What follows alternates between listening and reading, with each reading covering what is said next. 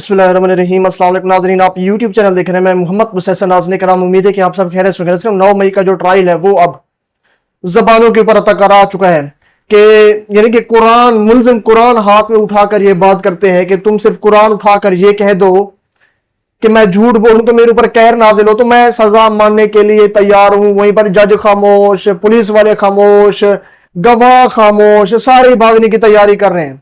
यानी कि शाह महमूद कुरैशी साहब ने पूरी की पूरी अदालत को खामोश करके रखते हैं। मैंने इसके ऊपर पीछे एक वीलॉग किया था, वो काफी वायरल हुआ। मैंने आपको बताया कि किस तरह से अदालत जो अदालतें लिखती हैं वो अदालतें नहीं, तमाशा लगा हुआ है अदालत के अंदर। गवाह को खुद को भी नहीं मालूम कि वो किस चीज की गवाही दे रहा है, और तफ्तीशी अफसर को नहीं मालूम कि तफ्तीश कहां पर करनी है, और गवाह तो हलफ लेने से भी इनकार कर देता है। वहीं पर अब मुल्जिमान कुरान उठाकर जज को खामोश करवा रहे हैं। अदालतें सारी की सारी खामोश हो चुकी है। इस हवाले से हम तफसीलात इस फिलहाल के अंदर मैं आपके सामने रखते ही रखता हूं।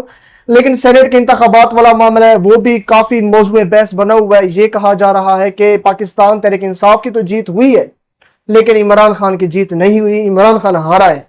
अब ऐसी बात क्यों की जा रही है? क्यों ये कहा जा रहा है कि गंडापुर साहब अपने मिशन के अंदर कामयाब हुए, गंडापुर जीत गया, तहरीक इंसाफ जीत गई, लेकिन इमरान खान हार गया? अच्छा, इसके अंदर एक और भी ट्विस्ट है। सेनेट के इलेक्शन के अंदर ये बात बार बार कही जा रही है कि ये लिस्ट तो इमरान खान की जानिब से आई थी, ये नाम तो इमरान खान की जानिब से आए, तो हम इसके अंदर क्या कर सकते हैं? जो लोग अब उठे हुए हैं, तो अब ये तो इमरान खान के अहकामात की नफी होगी। लेकिन अब एक और खबर निकल कर आई है जिससे हमें मालूम पड़ रहा है कि वो लिस्ट जो कि असली वर्कर्स की थी, जिनको सेनेट के ऊपर आना चाहिए था, वो इमरान खान तक पहुंची ही नहीं, बल्कि इमरान खान को भी इस मामले के अंदर मिसलीड किया गया। और इसके अंदर कोई बड़ा अहम किरदार अली मीर गंडापुर साहब का बताया जा रहा है। इसके बाद जो एक और अहम तरीन मामला है जिसके ऊपर हम आज बात करने वाले हैं कि आफिया सिद्दीकी केस के अंदर वजीर आजम समेत वफाकी काबीना को तौहीन अदालत का नोटिस जारी हो चुका है। इसके ऊपर थोड़ा सा बात करते हैं। दीगर भी अहम तरीन मामला है उसके ऊपर भी बात करेंगे आगे चलकर। मुराद सईद साहब जिस तरह से कामयाब हुए सेनेट के इंतखाब के अंदर, सबसे ज्यादा वोट इनको पड़े, और उनका जो बयान आया है वो भी काफी अफसोसनाक था, वो भी मुनाज़िरा मैं आपके सामने रखता हूँ। वीला की तफसीलात की जाने बढ़ते मैं आपका टाइम बिल्कुल भी ज़ाया नहीं करूंगा। 9 मई का ट्रायल इस वक्त कोट लखपत जेल के अंदर चल रहा है, जहां पर शाह महमूद कुरैशी साहब भी मौजूद हैं, और ड्रामेबाज गवाहान भी मौजूद हैं, तफ्तीशी अफसरान भी मौजूद हैं। खास तौर पर तो आप देखें कि एक तो इंस्पेक्टर मुनीर जो कि सऊदी अरब उम्रे के ऊपर गया हुआ था, वो तो हलफ ही नहीं लेना चाह रहा था। दूसरे गवाह को पता नहीं मैंने गवाही क्या देनी है। यानी कि ये जो तमाशा बनाया गया है 9 मई के ऊपर, सीसीटीवी फुटेजेस गायब की गई या दीगर, मैं भी सवाल पीछे नहीं जाऊंगा। बहरहाल जो अभी की लेटेस्ट अपडेट है वो मैं आपके सामने रख देता हूँ। दौरान आर्ट ट्रायल शाह महमूद कुरैशी साहब ने कोई ऐसी गुफ्तगू कर दी जिसके बाद जज साहब, पूरी अदालत, सारे के सारे खामोश हो गए गवाह। शाह महमूद कुरैशी साहब दौरान ट्रायल ये कह कुरान पाक हाथ में पकड़कर जज से मुखातिब होकर कहते हैं, जज साहब कुरान पाक मेरे हाथ में है, अगर 9 मई के हवाले से मेरा कोई किरदार हो तो मुझ पर मेरे रब का कहर नाजिल हो, और अब प्रोसिक्यूशन या पुलिस हलफ दे दे कि मेरा कोई किरदार था तो मैं कोई भी सजा कबूल करूंगा। शाह महमूद कुरैशी के बयान के बाद प्रोसिक्यूशन और पुलिस लाजवाब हो गई।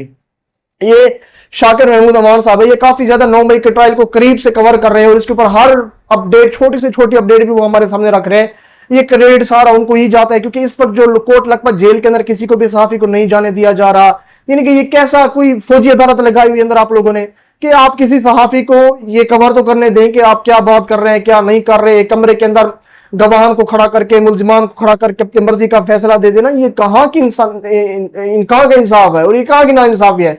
बहरहाल पहले हमने ये देखा था कि इंस्पेक्टर मुनीर हलफ लेने से इनकार कर रहे थे कि मैं वो ये कह रहे थे कि मैं ये नहीं कहना चाहता कि अल्लाह का कहर मेरे ऊपर नाजिल हो। बरा लेकिन आप शाह महमूद कुरैशी साहब ने आज बहुत बड़ा काम किया, क्योंकि आप ये जो वीलॉग मेरा देख रहे होंगे वो तकरीबन 22 जुलाई की सुबह को देख रहे होंगे। शाह महमूद कुरैशी साहब ने 21 जुलाई को यह मामला उठाया और जज साहब को कहा कि मैं कुरान हाथ में उठाकर कह रहा हूं कि मेरा अगर 9 मई के अंदर कोई किरदार हुआ तो मेरे ऊपर अल्लाह का कहर नाजिल हो। अब प्रोसिक्यूशन या पुलिस भी हलफ दे दे कि अगर तो मेरा इसके अंदर कोई किरदार है तो मैं कोई भी, ये सिर्फ कुरान के ऊपर हाथ रखकर ये कह दें कि कुरैशी, शाह महमूद कुरैशी सारे मामले के अंदर मुलविस हैं, मैं कोई भी सजा कबूल कर लूंगा। कोई मुल्जिम इस तरह की गुफ्तगू करता है? मैं आपसे ये सवाल करता हूँ, कोई भी मुल्जिम इस तरह की गुफ्तगू कभी भी नहीं करेगा। लेकिन शाह महमूद कुरैशी साहब इस तरह की गुफ्तगू कर रहे हैं कि सिर्फ कुरान के ऊपर हाथ रख के तुम लोग ये बता दो कि मैं कसूरवार हूं, मैं सजा कबूल कर लूंगा। लेकिन उसी वक्त ना तो प्रोसिक्यूशन के पास कोई जवाब था, ना तो पुलिस वालों के पास कोई जवाब था, चाहे वो गवाह थे, चाहे वो तफ्तीशी अफसरान थे।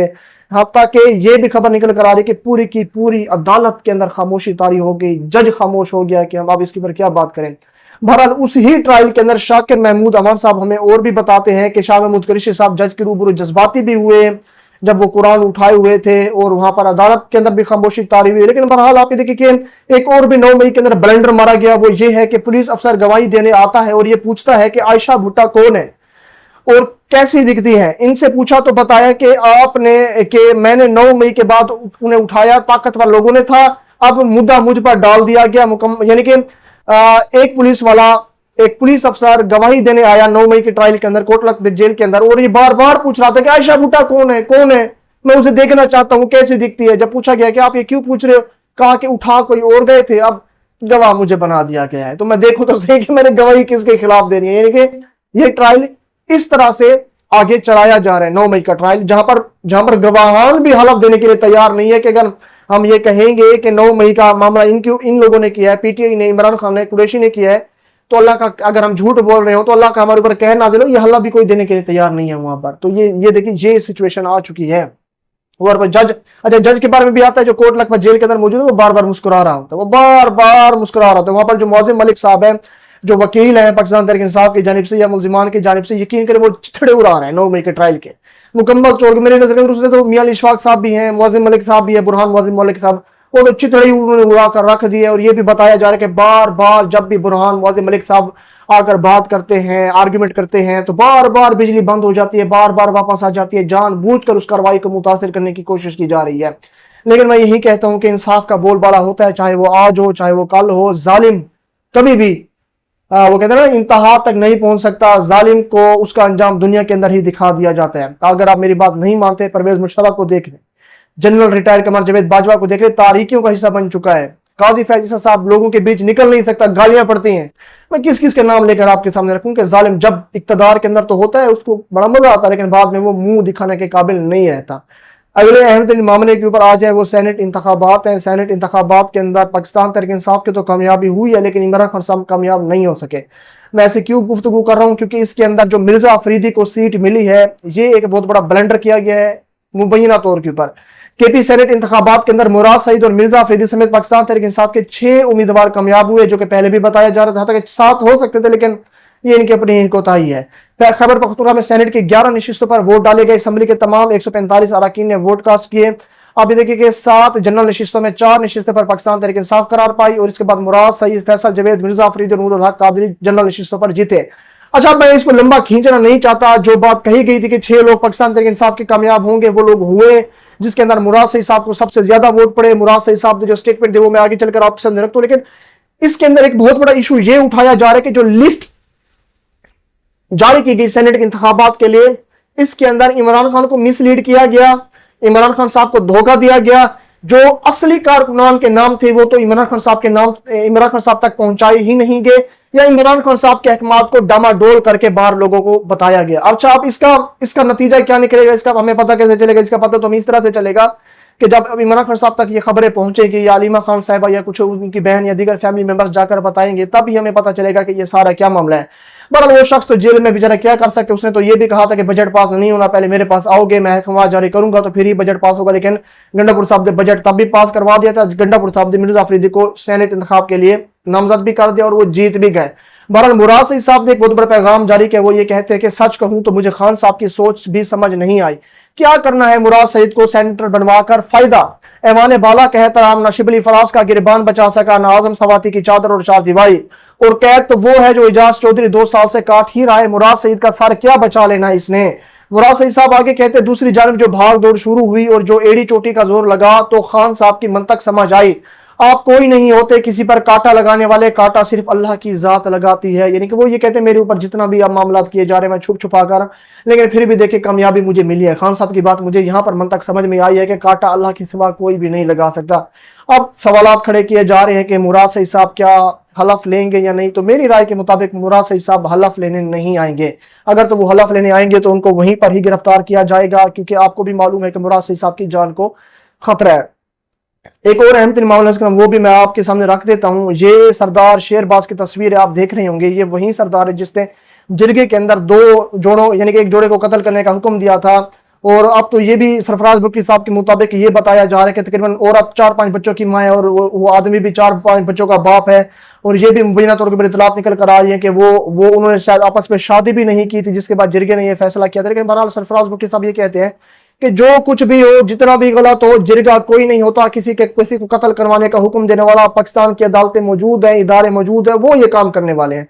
बहरहाल सरदार शेरबाज को गिरफ्तार किया गया, तकरीबन 1 या 2 रोज का जिस्मानी रिमांड भी दिया गया, और ये भी खबरें निकल कर आ रही है सरदार शेरबाज को हथकड़ियां नहीं लगाएंगे। मैं हैरान हुआ, ये मामला इतना पीक के ऊपर गया हुआ है और हथकड़ियां क्यों नहीं लगाई गई। फिर मुझे तब समझ में आया, एक और तस्वीर आप देख रहे होंगे जहां पर सरदार शेरबाज और इसके बाद वजीर आला बलूचिस्तान सरदार सरफराज भुट्टो के साथ इकट्ठे बैठे, यानी कि एक के साथ एक कमरे में बैठे हुए हैं और मुलाकात कर रहे हैं। यानी कि वो कहते हैं ना कि पर्दे के पीछे भाई भाई, पर्दे के बाहर दुश्मन, ये मामला इसके अंदर चल रहा है। और हथकड़ियां ना लगाने का मामला भी मुझे अब जाकर समझ में आया, और ये भी खबर निकल कर आ रही है कि कोई एस्टेब्लिशमेंट का टाउट भी है, तो अब इसके खिलाफ क्या होता है क्या नहीं होता। यानी कि आप इस चीज का अंदाजा इससे लगा लें, पाकिस्तान तहरीक इंसाफ की कोई आम खातून भी पकड़ी जाती है जिसके ऊपर कोई मुकदमा भी ना हो, उसको भी 10-10 दिन का जिस्मानी रिमांड के ऊपर भेज दिया जाता है। जहां पर एक जिरगे के सरदार ने एक गैर कानूनी तरीके से किसी को कत्ल करवाया, गोलियां मरवाई, उसको सिर्फ 1 या 2 दिन का जिस्मानी रिमांड दिया गया। उसके अंदर उसके हाथों में हथकड़ियां भी नहीं थी, उसके सर के ऊपर काली चादर भी नहीं थी, और कोई काला कपड़ा भी नहीं डाला गया। ये अफसोस का मकाम है। नज़ीम, ये अभी तक के लिए अहम 3 डिटेल्स थी जो मैंने आपके सामने रख दी। इन सारे मामलों के ऊपर आपकी क्या राय है, आप तरह से मुझे कमेंट्स के अंदर जरूर करें। के लिए भी लगता है कि जी शुक्रिया।